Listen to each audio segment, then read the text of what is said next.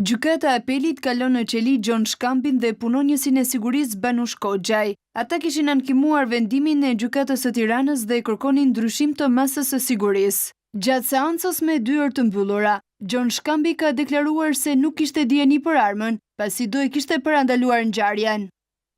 I shpreh ngushëllime familjes së gjyqtarit Kalaja dhe kolegëve të tij. Nuk kam patur dieni që nipi im të ketë patur armë. Ta dija do e kisha parandaluar. Unë kam konflikte me vëllezërit e mi, ndaj ma kanë vënë pas në përgjigje nipin tim Elvisin pasi u dyshonin se do u bëja dredhira. Nuk kam pasur ndërmend të zgjidhja me dhunë këto gjëra pasi kam 30 vjet që kam zgjedhur rrugën gjyqësore. Nëse do kisha zgjedhur dhunën, do e kisha bërë më përpara. Autori i dyshuar i vrasjes së gjyqtarit, Elvis Shkambi, nuk ka ankimuar vendimin e shkallës së parë. Në ambientet e gjykatës së apelit të juridiksionit të përgjithshëm, Gjon Shkambi mbërriti në masa të repta sigurie dhe deri në përfundimin e seancës, e cila zgjati rreth 30 minuta, shërbimet e policisë ishin të pranishme.